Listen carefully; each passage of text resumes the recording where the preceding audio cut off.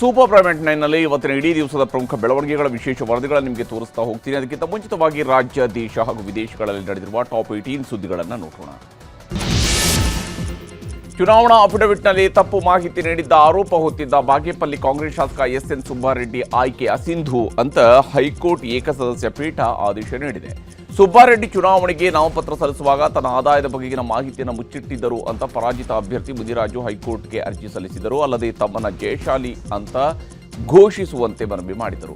ಅರ್ಜಿ ವಿಚಾರಣೆ ನಡೆಸಿರುವ ನ್ಯಾಯಮೂರ್ತಿ ಎಂಜಿಎಸ್ ಕಮಲ್ ನೇತೃತ್ವದ ಹೈಕೋರ್ಟ್ ಏಕಸದಸ್ಯ ಪೀಠ ಸುಬ್ಬಾರೆಡ್ಡಿ ಆಯ್ಕೆಯನ್ನು ಅಸಿಂಧುಗೊಳಿಸಿದೆ. ಆದರೆ ಮುನಿರಾಜು ಅವರನ್ನ ವಿಜಯ್ ಅಂತ ಘೋಷಿಸಲು ನಿರಾಕರಿಸಿದೆ.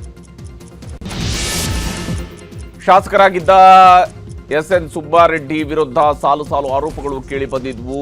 ನಾಮಪತ್ರ ದೋಷಪೂರಿತವಾಗಿತ್ತು, ಆಸ್ತಿ ವಿವರ, ತೆರಿಗೆಯ ಮಾಹಿತಿ ಬಗ್ಗೆ ಸುಳ್ಳು ಹೇಳಲಾಗಿತ್ತು ಅಂತ ಪರಾಜಿತ ಅಭ್ಯರ್ಥಿ ಮುನಿರಾಜು ಆರೋಪ ಮಾಡಿದ್ದರು. ಅಲ್ಲದೆ ಪ್ರಜಾಪ್ರತಿನಿಧಿ ಕಾಯ್ದೆಯನ್ನು ಉಲ್ಲಂಘಿಸಿದ್ದಾರೆ ಅಂತ ತಕರಾರು ಸಲ್ಲಿಸಿದರು. ಇನ್ನು ಸುಬ್ಬಾರೆಡ್ಡಿ ಶಾಸಕತ್ವ ಅಸಿಂಧು ಆಗಿರೋದರ ಬಗ್ಗೆ ಪ್ರತಿಕ್ರಿಯಿಸುವ ವಿಪಕ್ಷ ನಾಯಕ ಆರ್ ಅಶೋಕ್, ವೋಟ್ ಚೋರಿ ಕಾಂಗ್ರೆಸ್ನಲ್ಲೇ ಇದೆ, ಕಾಂಗ್ರೆಸ್ ಚುನಾವಣೆ ಅಕ್ರಮದ ಪಿತಾಮಹ ಅಂತ ಕುಟುಕಿದ್ದಾರೆ. ಆರ್ಎಸ್ಎಸ್ ವಿರುದ್ಧ ಸಚಿವ ಪ್ರಿಯಾಂಕ್ ಖರ್ಗೆ ಹೇಳಿರುವ ಮಾತುಗಳು ರಾಜ್ಯದ ರಾಜಕಾರಣದಲ್ಲಿ ಭಾರೀ ಚರ್ಚೆಗೀಡು ಮಾಡಿವೆ. ಆರ್ಎಸ್ಎಸ್ ದೆವ್ವವಿದ್ದಂತೆ ಬಿಜೆಪಿ ದೆವ್ವದ ನೆರಳು ಅಂತ ಕಿಡಿಕಾರಿದರು. ಪ್ರಿಯಾಂಕ್ ಮಾತಿಗೆ ಎಂಎಲ್ಸಿ ಬಿಕೆ ಹರಿಪ್ರಸಾದ್ ಕೂಡ ಧ್ವನಿಗೂಡಿಸಿದ್ದಾರೆ. ಆದರೆ ಸಚಿವ ಪ್ರಿಯಾಂಕ್ ಖರ್ಗೆ ಮಾತಿಗೆ ಕೇಂದ್ರ ಸಚಿವ ಸೋಮಣ್ಣ ಸೇರಿದಂತೆ ಬಿಜೆಪಿ ನಾಯಕರು ಕಿಡಿಕಾರಿದ್ದಾರೆ. ಬಿಕ್ಲು ಶಿವ ಕೊಲೆ ಪ್ರಕರಣದಲ್ಲಿ ಸಿಐಡಿ ವಶದಲ್ಲಿರುವ ಬೈರತಿ ಬಸವರಾಜುಗೆ ಅಧಿಕಾರಿಗಳು ವಿಚಾರಣೆ ತೀವ್ರಗೊಳಿಸಿದ್ದಾರೆ. ಟೆಕ್ನಿಕಲ್ ಸಾಕ್ಷ್ಯಗಳನ್ನು ಮುಂದಿಟ್ಟು ವಿಚಾರಣೆಗೆ ಒಳಪಡಿಸಿದ್ದಾರೆ. ಇನ್ನು ಮನೆಯೂಟ ಕೋರಿ ಕೋರ್ಟ್ಗೆ ಬೈರತಿ ಬಸವರಾಜ್ ಅರ್ಜಿಯನ್ನು ಸಲ್ಲಿಸಿದರು. ಅರ್ಜಿ ಸಂಬಂಧ ವೈದ್ಯರ ವರದಿ ಆಧಾರದಲ್ಲಿ ಆಕ್ಷೇಪಣೆ ಸಲ್ಲಿಸಲು ಸಿಐಡಿ ಸಿದ್ಧತೆಯನ್ನು ನಡೆಸಿದೆ. ಬಹುತೇಕ ನಾಳೆ ಆಕ್ಷೇಪಣೆ ಸಲ್ಲಿಸುವ ಸಾಧ್ಯತೆ ಇದೆ. ಅಮೆರಿಕದ ಕ್ಯಾಲಿಫೋರ್ನಿಯಾದಲ್ಲಿ ಬೆಂಗಳೂರಿನ ವಿದ್ಯಾರ್ಥಿ ಸಾಕೇತ್ ನಿಗೂಢವಾಗಿ ಮೃತಪಟ್ಟಿದ್ದಾನೆ. ಆದರೆ ಮಗನ ಸಾವನ್ನ ಪೋಷಕರು ಒಪ್ಪಿಕೊಳ್ತಾ ಇಲ್ಲ. ಎಮರ್ಜೆನ್ಸಿ ವೀಸಾ ಅಡಿ ಅಮೆರಿಕಾಗೆ ತೆರಳಲು ಪೋಷಕರು ತಯಾರಿ ಮಾಡ್ತಾ ಇದ್ದಾರೆ. ಇನ್ನು ಸಾಕೇತ್ ಸಾವಿನ ಬಗ್ಗೆ ಐಐಟಿ ಮದ್ರಾಸ್ ಆಘಾತ ವ್ಯಕ್ತಪಡಿಸಿದೆ. ಜಾಲತಾಣದಲ್ಲಿ ಪೋಸ್ಟ್ ಮಾಡಿ ಸಂತಾಪ ಸೂಚಿಸಿದೆ. ರಾಜ್ಯದಲ್ಲಿ ಒಂದೇ ದಿನ ಹಲವು ನ್ಯಾಯಾಲಯಗಳಿಗೆ ಹುಸಿ ಬಾಂಬ್ ಬೆದರಿಕೆಯ ಕರೆ ಬಂದಿವೆ. ದಾವಣಗೆರೆ, ಧಾರವಾಡ, ಕೊಡಗು, ಮಂಡ್ಯ, ಮಂಗಳೂರು, ಹಾಸನ, ರಾಮನಗರ ಜಿಲ್ಲಾ ಕೋರ್ಟ್ಗಳಿಗೆ ಬೆದರಿಕೆಯ ಸಂದೇಶಗಳು ಬಂದಿವೆ. ತಕ್ಷಣವೇ ಪೊಲೀಸರು ಹಾಗೂ ಬಾಂಬ್ ನಿಷ್ಕ್ರಿಯ ದಳದ ಸಿಬ್ಬಂದಿ ಸ್ಥಳಕ್ಕೆ ತೆರಳಿ ಪರಿಶೀಲನೆ ನಡೆಸಿದ್ದಾರೆ. ಯಶ್ ತಾಯಿ ಪುಷ್ಪ ಸೈಟ್ ಜಟಾಪಟಿಗೆ ಟ್ವಿಸ್ಟ್ ಸಿಕ್ಕಿದೆ. ಕೋರ್ಟ್ ಮೂಲ ದಾವೆಯ ಆದೇಶ ಅನುಷ್ಠಾನಕ್ಕೆ ಕೋರ್ಟ್ ತಡೆ ನೀಡಿದೆ.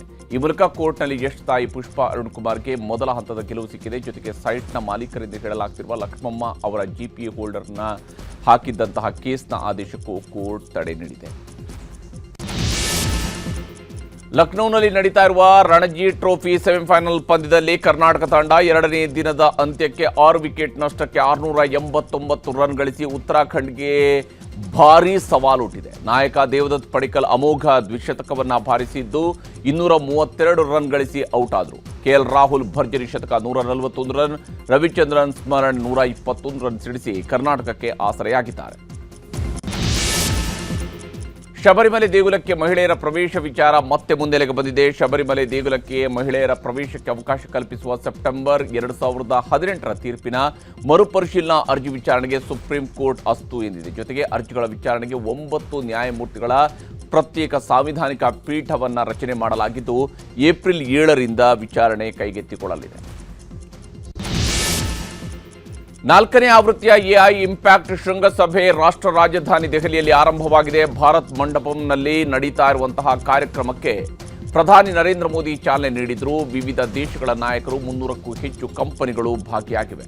ಇನ್ನು ಇದೇ ವೇಳೆ ರಿಲಯನ್ಸ್ ಜಿಯೋ ಮುಖ್ಯಸ್ಥ ಆಕಾಶ್ ಅಂಬಾನಿ ಅವರು ಭಾಗಿಯಾಗಿದ್ರು. ಜಿಯೋದ ಎಐ ಪರಿಸರ ವ್ಯವಸ್ಥೆ ಮತ್ತು ಮುಂದಿನ ಪೀಳಿಗೆಯ ಪರಿಹಾರಗಳ ಬಗ್ಗೆ ಪ್ರಧಾನಿ ನರೇಂದ್ರ ಮೋದಿ ಅವರಿಗೆ ವಿವರಣೆಗಳನ್ನು ನೀಡಿದರು.